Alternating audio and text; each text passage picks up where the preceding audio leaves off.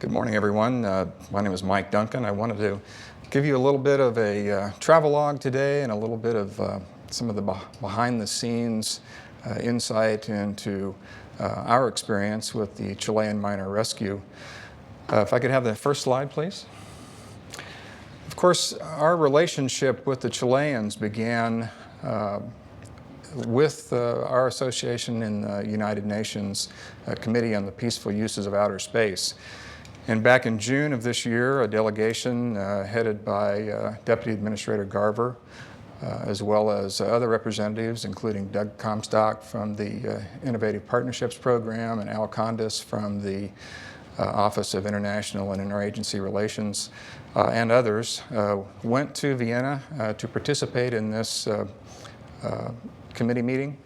And it was during that time that the Chilean representatives from the Chilean Space Agency and their government met our agency officials and developed a relationship that the Chileans did not forget. And when the mining accident occurred, and the miners were found alive on the 22nd of August, the Chileans wrote Deputy Administrator Garver on the 23rd of August and asked for our assistance.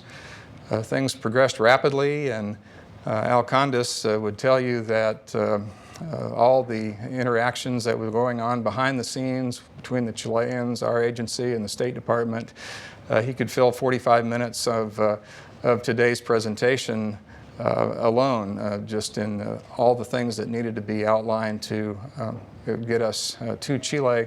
But from our standpoint, the team members' standpoint, that was all transparent to us. And on the 25th of August, we were able to have our first teleconference with the Chilean Minister of Health.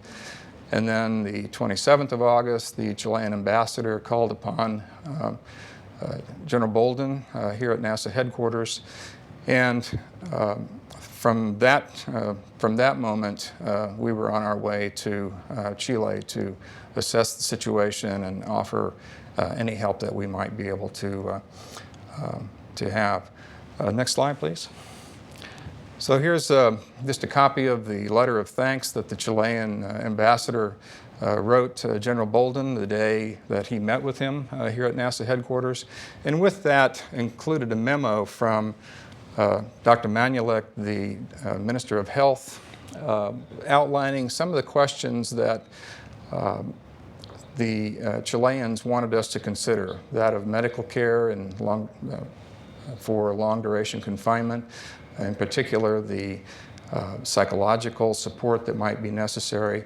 It was very important for them also to understand any refeeding issues that the miners might have. And then, of course, they were interested in any particular engineering aspects that we might have to suggest. But primarily, their interest was from a medical and psychological support standpoint. Next slide, please. So by the 31st of August, we were in Santiago. This was one of my first take-home messages for myself, in that you never line up behind all of the microphones that are displayed out in front of you on the table. My team members were much smarter than I was at that point. To my left in that slide, the Mining Minister Goldburn can be seen. To my right is Minister Manulik, who was the Minister of Health. To the far left of the slide in the red tie is Juan Fernando Acuna, and he is the Executive Secretary of the Chilean Space Agency. It's probably a good time for me to introduce the other members of my team. Dr. J.D. Polk on the far right of the slide with the beard. He kind of went native on us with that beard. He looked quite native, and actually folks would come up to him and ask him questions in Spanish, which of course he had to defer. Mr. Al Holland is to the left of the screen, second from the left. He's an operational psychologist with a lot of experience in long-duration spaceflight dating back to the Mir days. and of course continuing on the International Space Station. Third from the left is Mr. Clint Craig. He's a principal engineer from the NASA Engineering and Safety Center down in Hampton, Virginia. I had not met Clint until we all collected at the airport in Houston, getting ready for our flight down to Lima and then on to Santiago. So I introduced myself, that I had an undergraduate degree in nuclear engineering and then went on to medical school and spent 8 years in the Navy. He, of course, was a submarine commander, spent 26 years in the Navy, was captain of Trident submarine, a lot of experience in nuclear power. And so we exchanged pleasantries in the airport, and one of the first questions that Clint asked me was, did I remember the 6-factor formula for nuclear reactor design and neutron efficiency? And I must admit that my engineering days were long ago, and I didn't quite remember the 6-factor formula. So Clint reminded me of that formula next.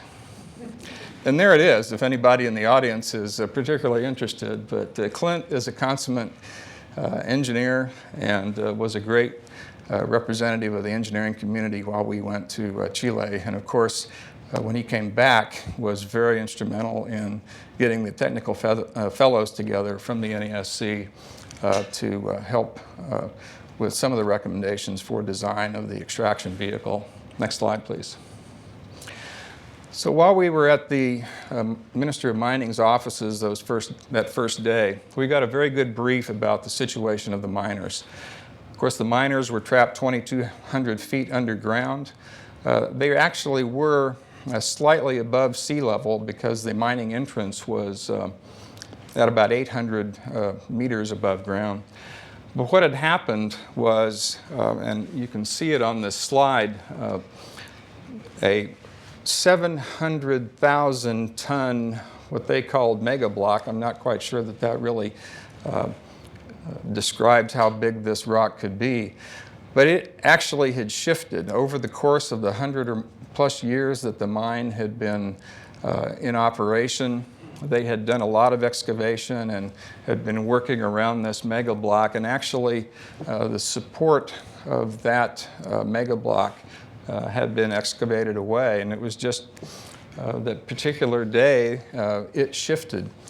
Fortunately, the miners were deep in the mine, down where you see the more pink coloration on that slide in the block in the lower left-hand corner. They were on a break. Some of their compadres had just left, driving some supply trucks back out of the mine. Those individuals made it out, and nobody was injured in the course of the mine collapse or in the course of that mega block shift. But it did cause all access routes or escape routes for the miners to be blocked. The miners actually were able to go and explore some of the tunnels. They, when we first heard about this, and I heard about it probably just as you all did on the news, we had heard that 33 men were trapped in the size of an average living room in a home here in the United States. That wasn't exactly true. Of course, where the rescue chamber was, the emergency chamber was, that was a small confined area, but they actually had about 2 kilometers or so of tunnels that they could go maneuver around in, and they had room to maneuver trucks and other heavy equipment. So in their efforts to try to save themselves over those first 17 days, they actually tried to go through all of the tunnels that they had access to, tried to find the escape routes, and they found one particular tunnel where there wasn't much debris, but there was a sheer rock face that was blocking the tunnel. They had the presence of mind to take some red spray paint and spray at the top of the roof on that rock, and then went back a day or so later, and that mega block had shifted another couple of feet down. So they knew that it was still a very dynamic situation and they proceeded to do what it took to survive. The rescue chambers, of course, had some food supplies and some water. It was certainly not enough to keep the men well nourished or well hydrated for the length of time that they were trapped underground before being found. In fact, it was estimated that they were taking in about maybe a tablespoon or two of tuna every other day, and maybe had a sliced peach, from canned peach. And then the water supply, they were able to find some water within the mine itself that was surprisingly drinkable. They were able to then sustain themselves. They did some other things that was great from our perspective in terms of how a group survives. They established a leader. That leader was able to maintain control of the group for the most part. They established a spiritual leader. They identified somebody that had some medical background and can do some first aid type things. So they had done a lot for themselves in that 17 days to try to assure their survival. Topside, you can see, maybe not well described on this slide, but topside, during those 17 days, the Chileans actually drilled 15 holes to that depth, trying to break into a tunnel or a refuge, and eventually they were successful. And of course, the miners were found to be alive on August 22nd. Next slide, please. So here are the miners. Not only did we get a briefing on the status of the mine itself, but we got a health briefing on the miners. One of them had diabetes, one had high blood pressure, another one had a respiratory condition called silicosis from being in the mines. He actually used to be a miner, but was just a truck driver trapped on the wrong side of the collapse that day. Also, one of these individuals, it was their first day on the job. So imagine what he was thinking when all this was taking place. Next slide, please. So on the 1st of September, we flew up to Copiapó. This is a picture of the church just off the central courtyard. We checked into our hotel, and then they immediately took us on up to the mine site. Next slide, please. So here's some signage going into the mine site. Everybody had to wear a hard hat. Everybody had to wear steel-toed shoes. If you didn't bring these along with you, they were providing them for you while you were at the mine site. Next slide, please. There was a lot of security, and these guys looked serious. There were about 4 checkpoints on the way out from Copiapó to the mine site itself. It took about 45 minutes of driving in the Atacama Desert, which is a very desolate place, but also very beautiful because they'd had some rains. And there was some very small purplish and yellow flowers that were in bloom in the desert. So it was an enjoyable ride out there. But as you got closer to the mine, you had to go through each successive checkpoint. And as I said, these gentlemen were very serious. Somehow or another, as soon as the driver said NASA, the gates opened and we were able to move on to the next destination. Eventually, you got into the central area where the work was being done, and the guards were trying to keep everybody away from all the drilling activities that were present. Next slide, please. One of the first things that impressed us is the spirit of the people. And one of the things that the families had done was put out a flag for each of the miners. There were 32 Chilean flags and 1 Bolivian flag for all the miners that were trapped underground. Next slide. This is an overview of the mine site where I'm standing on the top where one of the drilling rigs was, and looking down. You can see how desolate an area this was. Next slide, please. So to the right on this slide is some tents and some trailers, and you can see some satellite dishes there. This is the area where the press corps was living. In the brightly colored tents, the yellow and orange tents, this is where the families were living. And a number of the families were present throughout the 69 days that the miners were trapped underground. Next slide, please. And then this is the work site. To the right, you can see a large tent structure. That was the dining hall, also served as a work area. The two red or orange roof tents were first aid. We had a building right in the foreground there that was a building that we did most of our work in. Next slide. Back up one. So this is the building that we did most of our work in. Conditions were very dusty, but yet we had access to computers, and we had internet access, and we could communicate readily back to our consultants in Houston, and also consultants throughout the United States that we felt might be able to have something to offer here. Next slide, please. I'd have been a little bit more worried about this had we not already checked into the hotel, but these were tents that the Chilean military had. Some of the security people and guards that were, making sure that the work area stayed clear of outsiders. Next slide, please. This is the Paloma operations. Now, Paloma, as we translate it, means dove. One of our counterparts always smiled when we said, you mean the doves, because I think they were looking at these more as pigeons or carrier pigeons. These were the long cylinders, steel cylinders. They're about 2 meters long, maybe 4 inches in internal diameter.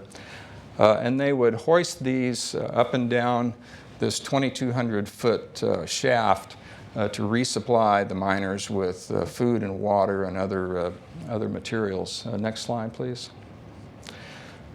Just an example of them unscrewing the cap off of the end. Next slide. A little closer view, and next slide.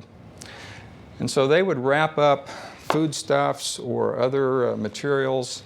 In this case, it was wrapped up in bubble wrap to prevent it from the jarring of the ride down to the miners.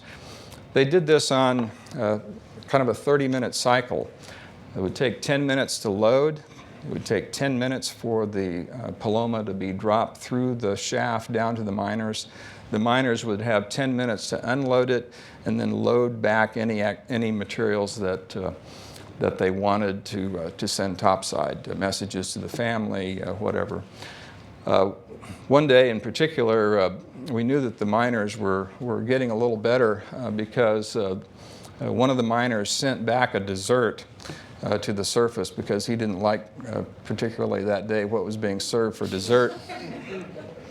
Fortunately, the topside officials felt that this, they needed to really take control here, so they sent the dessert back down and said, this is what you have today. We're doing the best we can. And so, but anyhow, it was quite a feat on how the Chileans were able to resupply the miners, not only give them food, but supply all other contingency needs that they had through these Palomas. And that operation was 24 hours a day, 7 days a week. Next slide, please. This is the Plan A drill. This was at the highest point in the local area of the working mine. And I took this picture to kind of give you the idea of size of this drill rig. And I was actually thinking that size would, I'm 5'10" or thereabouts, and I thought maybe it would give you a perspective. But as I got this slide back and looked at the picture, I thought, Well, maybe it's also a demonstration of girth as to about how big that thing is in a round. Unfortunately, I'm hiding behind the podium here today. But this was quite an operation. This was the only drill rig that was in operation at the time that we were there. It was, the rig was being run by some South Africans, South African drilling company. And it was proceeding very, very slowly.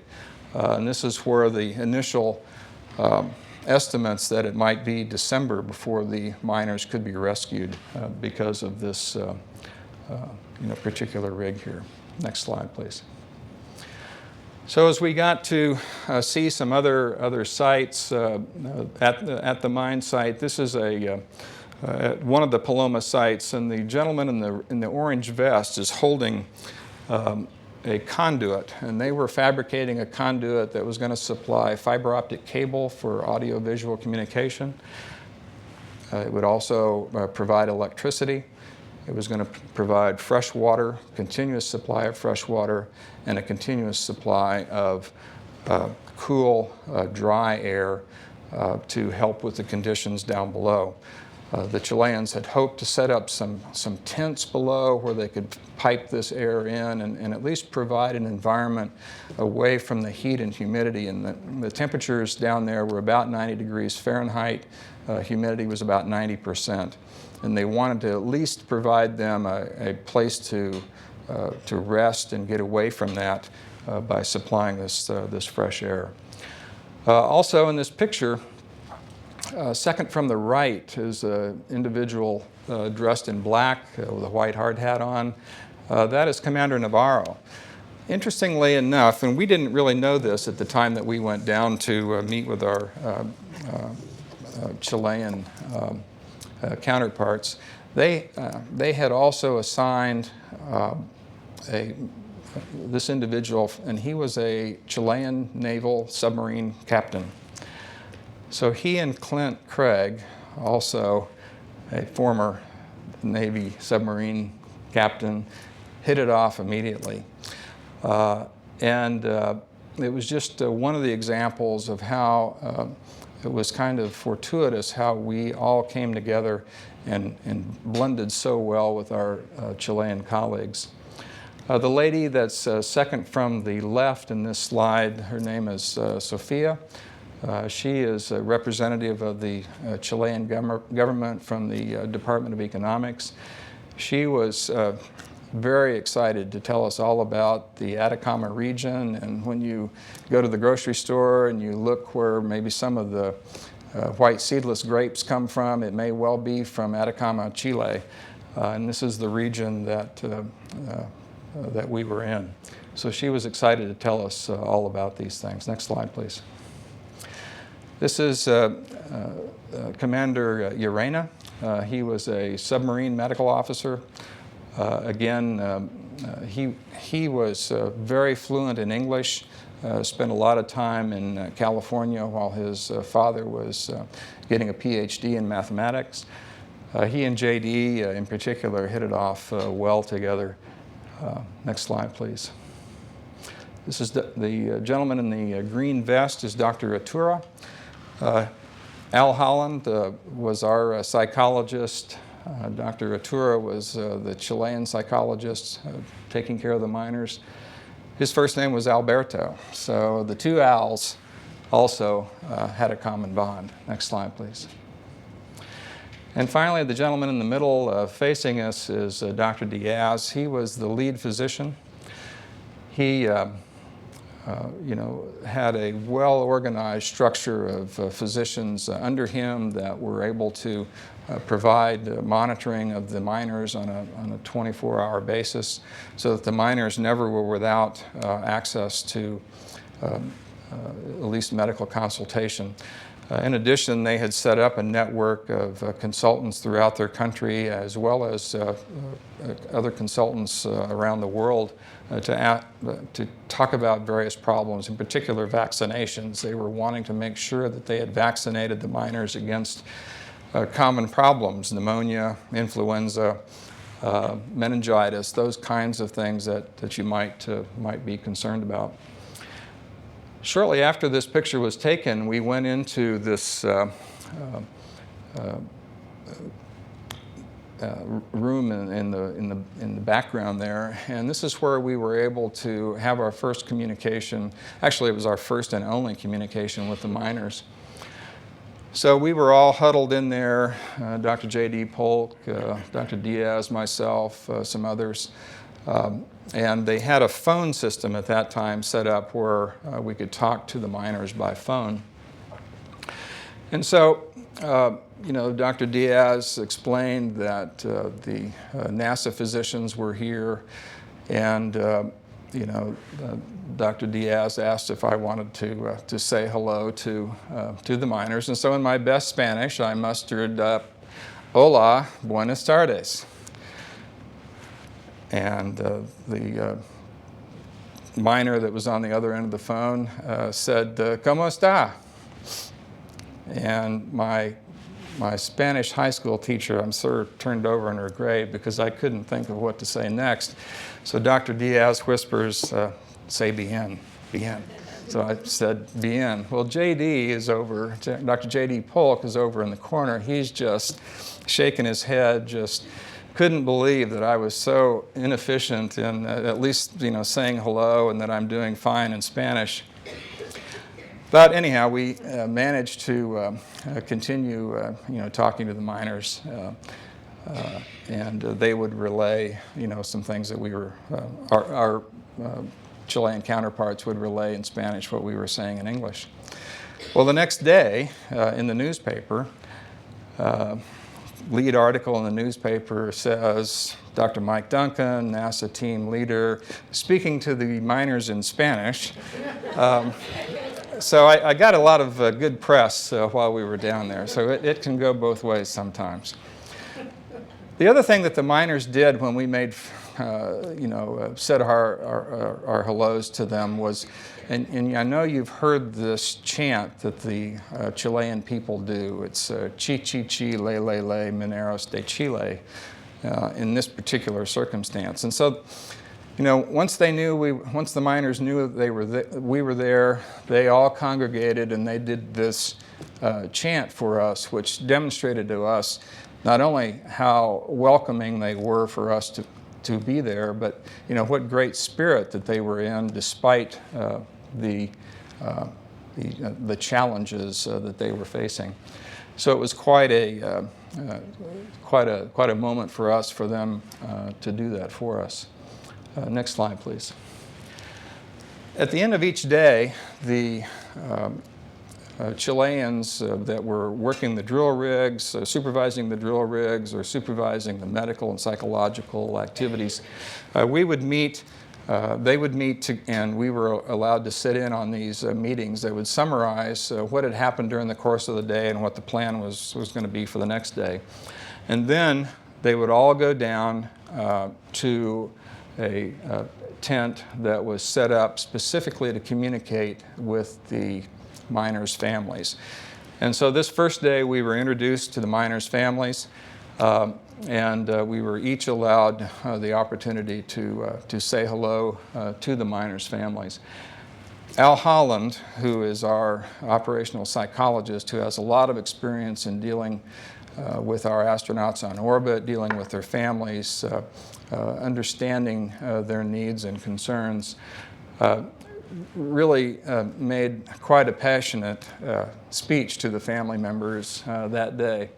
And it was so well received that one of the ladies stood up and said, "I would like to adopt you right now." So anyway, Al did a great job for us. Next slide, please. So over the next couple of days, we would go out to the mine site each day. We would meet in the little meeting building that I showed you. In this particular case, we're meeting with 3 of the engineers from ASMAR, which is the Chilean naval engineering group that actually built the extraction vehicle. And we were just talking with them about, you know, some engineering requirements, some medical requirements, and trying to get an understanding of the requirements that they were already dealing with in terms of how to design this vehicle. Next slide, please. Of course, this lady in the blonde lady in the red jacket, she was representing the Atacama government. Intendenta Matas was her last name, and she would, be part of these end-of-day discussions about the progress that was being made. Next slide, please. But on our final day at the mine site, we made a presentation to our Chilean counterparts that talked to the medical and behavioral support that we felt they needed to be considered. In addition, Clint Craig did a very nice job in talking to them about organizational structure. At times, it seemed to be somewhat less than, cleanly organized in terms of who was leading what. There was probably a difference in our understanding of how they were structured, but anyway, we made some suggestions about how this maybe could be done cleaner from a communication standpoint. Of course, the medical things, we talked to them about vitamin D replacement, we talked to them about latent virus reactivation, we talked to them about the psychological support that we see in taking care of our astronauts in isolated and remote and austere environments. Although on space station it's a much better environment than the miners were facing 2,200 feet underground at those temperatures and humidities. During the time that we were putting the final touches on this presentation, next slide please, there was a lot of commotion going on outside. Horns were honking and this was going on for minutes and we couldn't quite figure out what was happening, so we stepped outside, and about that time this truck rolls by. And this is the drill rig that was brought to the mine site, and this is the drill rig that actually was successful in reaching the miners. This was what they called Plan B. Plan C was a petroleum rig that was taking a lot longer to bring to the mine site and set up, but it was actually thought that maybe Plan C was actually going to be able to reach the depth the quickest. Of course, that turned out not to be the case. We never did meet the team while we were at the mine site, but it was quite an event when this truck rolled into town. I should also mention, and I think something that wasn't well publicized during the course of all these events, is that in order to get this rig from Pennsylvania to Copiapó, Chile, they needed a big airplane. And UPS actually offered up the aircraft, the flight time, the air crew to be able to get this equipment down to Chile, and then they could drive it onto Copiapó. Next slide, please. Well, before we left the mine site for the final time, we had one last press conference. This was an international press conference. A lot of interest was being generated around the world at that time. And so this is what we were facing. Next slide. Here we are lined up, and each of us was able to respond to some questions as they were directed to us. Next slide. And this is what I was seeing on the other side of me during that press conference, and I sure hoped that I was saying things correctly and in approval of our Chilean officials that were present. At the end of this press conference, we felt it was very important to show some spirit ourselves, and so I convinced the team that we needed to stand up and do the chi-chi-chi, le-le-le, Mineros de Chile kind of chant, but we weren't very good at it, so I asked the Ministry of Health to stand up with us, and he helped lead us in doing that chant, and I think it got a lot of play in the media there in Chile. Next slide, please. I didn't want you to think that we had spent all of our time working. The Chileans were very gracious hosts. They were very warm and welcoming. They wanted us to understand about their families, their culture. This is the home of the lady whose first name was Sophia, that is from the economics department there. She and her husband welcomed us into their home, sampled a lot of traditional Chilean food, and yeah, we did have some Chilean wine, so we had a good time that evening. Next slide.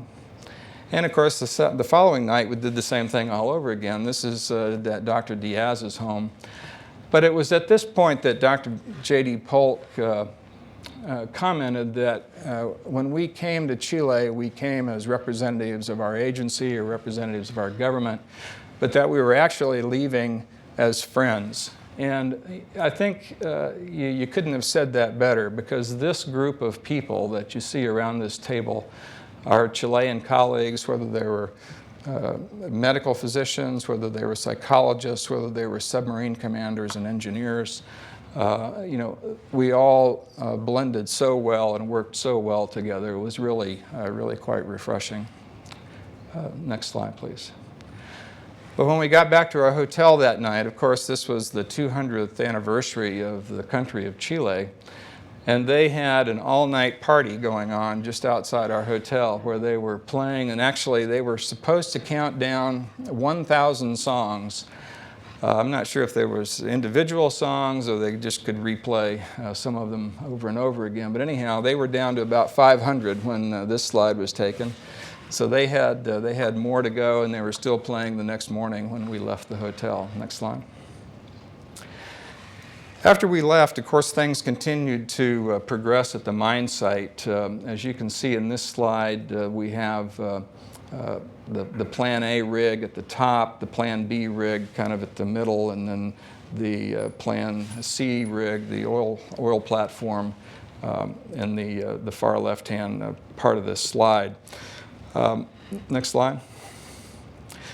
We also came back and continued to work. We eventually, instead of a PowerPoint presentation, we actually wrote up a more formal written document for the Chileans to refer to, thinking about the medical suggestions and behavioral health support. Things like how to keep the miners working together, how to structure their shifts, how to think about lighting in the tunnels and in their work area, in their rest area, and in their sleep area. And also in this document were the recommendations that Clint Craig and the technical fellows from the NASC developed on the extraction vehicle design. Next slide, please. So in this slide, and this is courtesy of the BBC, it lists a lot of the things that we talked about. And from the standpoint of the extraction vehicle itself, the rollers on shock absorbers to help cushion the ride and reduce friction as this vehicle was transiting the rock shaft. The top of it, where it was self-fitting into the shaft and prevent it from getting stuck. The fact that the vehicle could actually be separated and the miner could lower himself back down in the event that the top part of the vehicle would get stuck in the shaft. We also made some additional comments about supplying oxygen, having communications. The take-homes from the spacecraft or spaceflight environment. When our astronauts come back from space, we do fluid loading. We have support stockings on their lower extremities and their abdomen, all in an effort to prevent any possibility of passing out because they're hypovolemic. We also provide them with salt solutions prior to entry. So all these things were done for the miners. When we were down there, they were thinking that it might take up to 4 hours for the transit time from 2,200 feet below ground to get to the top. As it turned out, it was only about 15 minutes. but we were still concerned about the possibility of fainting during the course of that transit. Next slide, please. Well, on the night of the first miner being rescued, I was happy to be at the Chilean embassy, and it was an opportunity for me to experience that with the Chilean people that I had really had a warm place in my heart for. And it was, a celebration, as you might well imagine, including a repeating of the chant, Chi Chi Chi, Le Le Le, Mineros de Chile. And of course, I think probably a number of us watched throughout the course of the next 24 hours the extraction of all 33 of the miners. Next slide, please. This is a little closer up view of the extraction capsule and showing you the angle at which this capsule transited pretty much a straight shot down to the rescue chamber. Next slide, please. And of course, this is what it was all about. The thrill of having these men reunited with their families was just really quite overwhelming at times. Next slide. And of course, it was a great success, not only for the survivors of this ordeal, but a great success for President Piñera and his government. Next slide, please. This is the order that the miners came out in. And we had some discussions. A lot of times in the medical field, when we think about, well, let's get the weakest and the sickest out first so that we can start care, the submarine commander, Captain Navarro, said, well, in the submarine world, we would send up our most able-bodied person if we had to evacuate from a submarine so that individual could tell us, where the problems were, if there were any on the way up. And so indeed, that's what was done. The young man that came up first was felt to be the most psychologically fit, the one that had the most technical know-how and could articulate what the ride was like and what they could do to improve it. And of course, the last man out was the gentleman that was the team lead for all of the miners. Next slide, please. The extraction vehicle, Phoenix 2, is on world tour now, and it may actually be at the Smithsonian sometime in the spring. I know there are some negotiations going on between the State Department, the Smithsonian, and the Chileans about bringing that so that we all can see this vehicle. Next slide, please. Well, we were fortunate enough to be invited to the White House. Outside of the White House gate, we all congregated, and yes, that's me holding a picture of Flat Shuttle instead of Flat Stanley. But the gentleman that designed the drill bit is standing behind the lady in the white blouse with the red jacket. The two gentlemen on the far right are gentlemen that were brought back from Afghanistan, where they were drilling water wells. They actually ran the rig. And then there are some individuals there that actually represented the food service firm that supplied about 50,000 meals to the miners during the course of this ordeal. Next slide, please. It was a great privilege to be in the Oval Office. The President greeted every one of us individually as we came through the door. He made us feel like we were the most important thing to him at that particular time. And of course, it was later that day that we all heard on the news that these printer bombs had been placed in the cargo planes. And so I'm sure that he may well have had that knowledge at the time. But while we were there, he was very gracious, talked to each of the teams individually. Next slide, please. And here he's talking to the gentleman that provided the food service. If you look really closely, you can see me behind Al Holland, and I'm actually looking away. I really couldn't see him as he was talking. And One of my friends back at Johnson Space Center asked if I had spotted a squirrel outside the window of the Oval Office. Actually, there was no squirrel, but I was taking in the moment and looking around, looking at the desk, just the sense of being in that office and the history that office has seen. Next slide, please. We came back to NASA headquarters here, and we're very graciously received by General Bolden and Deputy Administrator Garver, and we were presented the Exceptional Achievement Medal. So here are the 4 of the team members that went to Chile, and Al Condas, who worked tirelessly behind the scenes to make sure that all of the negotiations were taken care of, and it was a transparent thing for us as we were working on the task at hand down in Chile. Next slide, please. We were also entered into the congressional record. Miss Eddie Bernice Johnson, a representative of Texas, congratulated the NASA team and entered our names into the congressional record as House Resolution number 1734. Next slide, please.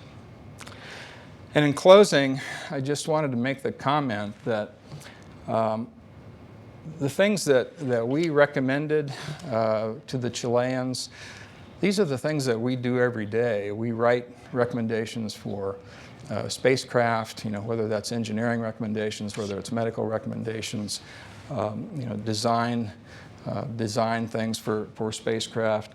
But it was applied in a different way. We also think about contingencies here at NASA and plan for contingencies. So those kinds of things translated very well. The other thing about this emblem of NASA is that it's recognized throughout the world as a quality organization where some of the best engineering and minds in engineering work. And I think we should all take pride in the fact that we are a part of such an organization that is so well recognized throughout the world and so well respected. Next slide, please. Finally, print's a little small here. I apologize for that. But just a list of people that, from an engineering, behavioral health, and medical standpoint, as well as interspersed through there, are other people that help support us, help get us passports, help make sure, from a State Department standpoint, that everything was cleared and ready to go so that we could get down there and do our work. And we're very grateful to these people that helped to support us. And if we go to the last slide, and be happy to take any questions that you might have. I think certainly the outcome was very rewarding, and that we were able to participate in such a successful enterprise. But just the trip itself and being able to go down there, meet the Chilean people, understand their, get a sense of their spirit, get a sense of their warmth. It was a very rewarding trip for us, and one that we were happy to represent not only this agency but the country. So thank you very much.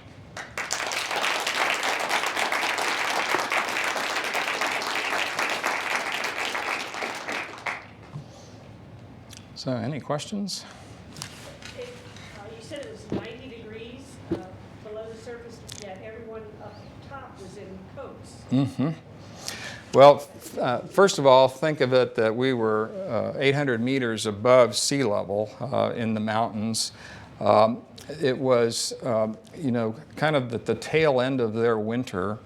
And at night, there was no cloud cover. So there was a lot of radiant cooling. So it would be very cool in the mornings and overnight and in the morning.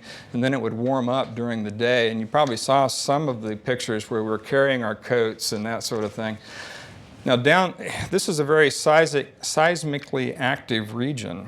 And we think that probably some of the reason for the high temperatures in the mine itself are related to the fact that there's a lot of seismic activity, a lot of heat in the subterranean levels relating to lava and that sort of thing. So yeah, I had a question Yes. too. First of all, thanks so much for representing NASA so well. Thank you. It makes me feel more proud to work in this organization as well. Thank you very much. Thank you. I'm curious to know, with such reduced calorie content that the miners had initially, was there any perspective as to how much more time they had they not been discovered? Just on rough orders of magnitude, how close were they to having something bad happen? Of course, that's always a hard question to estimate. There have been some individuals, can think off the top of my head, a particular individual that was in Irish prison that was making a statement by going on starvation. And I think that individual lasted 6, 7, 8 weeks, something like that. So that's kind of pushing it. 6 weeks would be about the absolute limit. With regards to caloric intake, of course, without water, it would have been much sooner. They were getting negligible calories, quite frankly.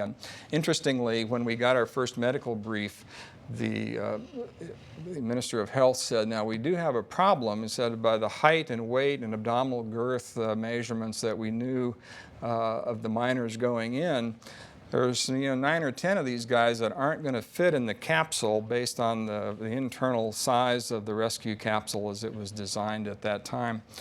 And so it was somewhat fortuitous that by the time they were found, they estimated that the miners may have lost 15, 20 pounds. So that kind of helped, and we didn't want to fatten them up too much with foodstuffs. Okay.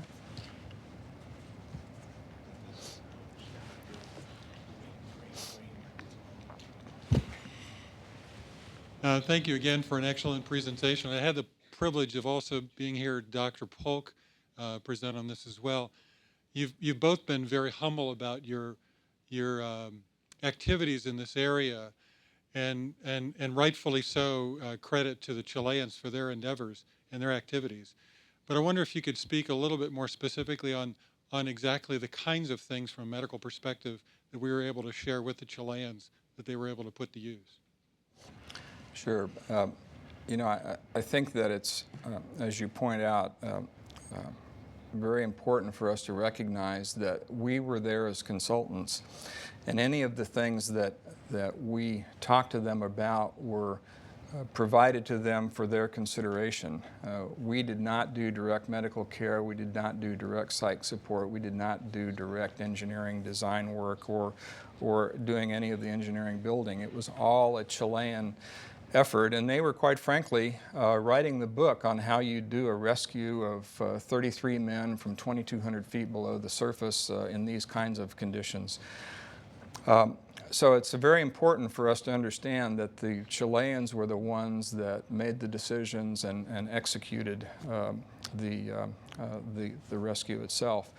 But in terms of the medical things, for example, in our analog environments that we deal with, for example, in Antarctica or in the space flight environment, we have to replace vitamin D. And vitamin D has been in the news last week, where the Institute of Medicine said that 600 international units of vitamin D daily should be sufficient for the average person to take and maintain their vitamin D levels in their bloodstream and in their body. We have found that not to be sufficient, and we tend to replace about 2,000 international units per day. There's other research out there that says if you do 50,000 units once a month, that would also maintain your vitamin D store. So this is an example of something that we talked to the Chileans about in terms of how to manage the vitamin supplementation for the miners. The refeeding of the miners was very critical in itself. When you have somebody that's in a starvation standpoint, we learned this from concentration camp victims or prisoners of war. When they get out of those kinds of environments and now food is available, you can't just feed them anything and as much as they want. You need to start refeeding them slowly, make sure there's a proper combination of carbohydrate, fat, and protein, vitamin supplementation, mineral supplementation. And so these are the kinds of things that we talk to them about in addition to make sure that the refeeding plan went well. And they had an excellent handle on the refeeding. Also, the fact that they were working with these Palomas, they could only get so much food to them to begin with, and so that kind of helped in the refeeding plan itself as well. I think that is all we have time for today. It's certainly been my pleasure to relay to you our experiences in working with the Chileans and the successful effort of the miners. And it was truly a very warm and rewarding experience for all of us. So thank you very much.